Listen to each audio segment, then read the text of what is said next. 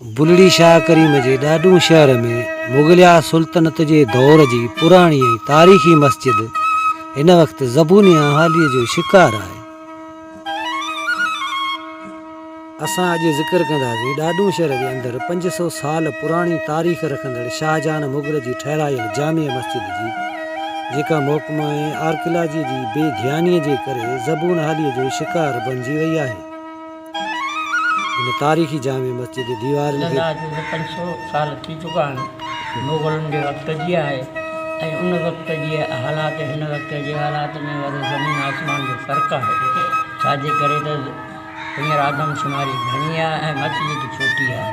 इन जे करे असां अपील था करूं गवर्नमेंट खे त असांजो एतिरो सहारो करे त जीअं जमायत बि पूरी थी वञे ऐं मस्जिद बि थोरी वॾी थी वञे।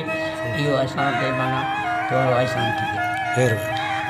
तारीख़ी जामिया मस्जिद दीवारनि खे हंधा हंधा ॾार पइजी विया आहिनि, जंहिं सबबु जे करे मस्जिद में पढ़ंदड़ निमाज़ीन ऐं हिन तारीख़ी जामिया मस्जिद खे कंहिं बि वक़्त ते को वॾो नुक़सानु पहुची सघे थो।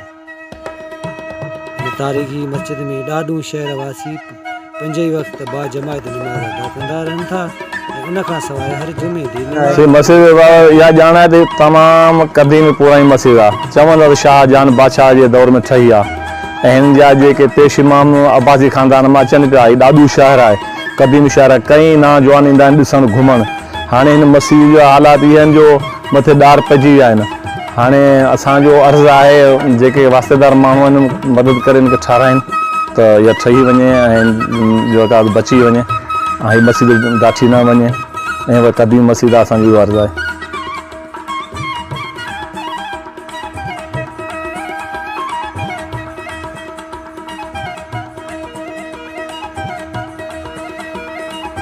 हिन मस्जिद में इलाइक़े वासियुनि पंहिंजी मदद पाण मस्जिद खे मिलियल चंदे मां नओं तमीर करायल कमु पूरो करायो आहे, जंहिंमें मस्जिद जो विरांडो, विज़ूअ जी जाइ, फर्शबंदी शामिल आहे।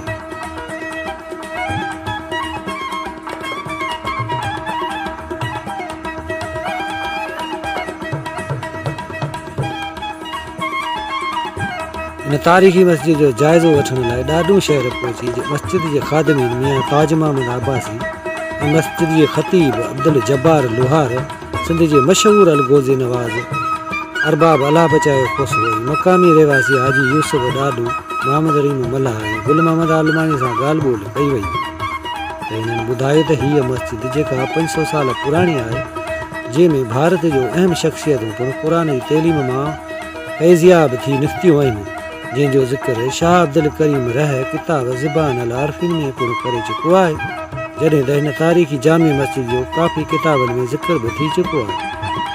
हीअ मस्जिद 500 साल पुराणी हुजण बावजूदि बि हमेशह चमकण ऐं मज़बूत नज़र ईंदी हुई, मगर घणो वक़्तु पुराणी थियण करे हाणे दीवारनि में ॾार पइजी विया अथसि ऐं दीवारूं चइनि तरफ़नि खां ॾार पइजी विया आहिनि। हिननि जो वधीक चवणु हो त पहिरीं ज़माने में माण्हुनि जी आबादी घटि हुअण करे आसानीअ सां बाजमात निमाज़ अदा कई वेंदी हुई, पर हिन वक़्तु गुज़रण करे आबादी बि वधी वई आहे। मस्जिद तमामु क़दीमी मस्जिद आहे जी, पुराणे दौर मुग़ल के दौर बुजुर्ग आहे। वधण का ये मस्जिद तमामु जेकी आहे उनजी मरम्मत जी ज़रूरत आहे ऐं जामिया मस्जिद आहे ऐं हिन में माण्हू पुराणे सां आदमशुमारी तमामु ज़्यादा थी वई आहे। हाणे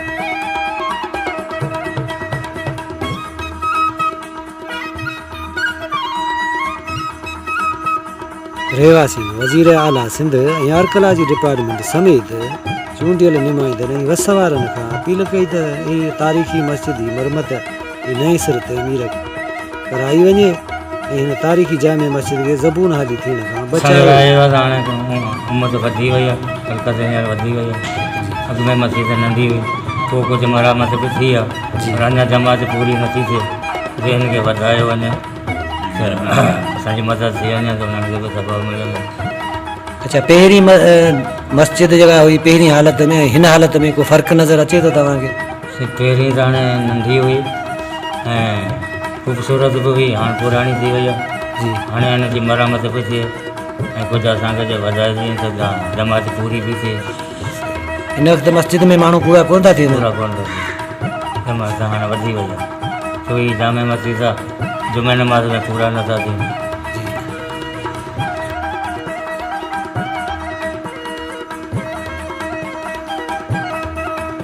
रहवासी वज़ीर आला सिंध ऐं आर्कलाजी डिपार्टमेंट समेत चूंडियल नुमाइंदड़ ऐं वसवारनि खां अपील कई त इहे तारीख़ी मस्जिद जी मरमत जी नई सिर तइमीर कराई वञे ऐं हिन तारीख़ी जामे मस्जिद खे ज़बून हाली थियण खां बचायो वञे।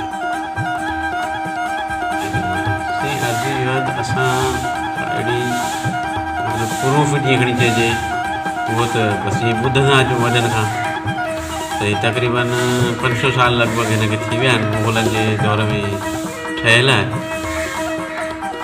मुग़लनि जो दौर हो जॾहिं हिंदुस्तान ते मुग़लवाद सिंध में कल हुआ उन दौर जी ठहियलु आहे। खादम हिन जा असांजा वॾा हुआ उन वक़्त खां वठी जेको सिलसिलो असां ते क़रीबन सम्झो त असांजा जेके हुआ गुज़ारियल फ़क़ीर ऐं तइमीरात जे हवाले सां हिन वक़्तु जेका तइमीर थियल आहे उहा केतिरी थियल आहे? नई तइमीर साईं हीउ जेको विरांडो आहे या विज़ूल जायूं या हीउ विरांडो इहो नओं आहे। पुराणी तइमीर जेका हीअ अंदरी मस्जिद आहे इहा जेका क़दीमी जी उहे वरी पोइ ठहियूं जेको मुख़्तलिफ़ वक़्तनि ते। ऐं हिन जे वधीक तइमीरात जे लाइ तव्हांजी का डिमांड?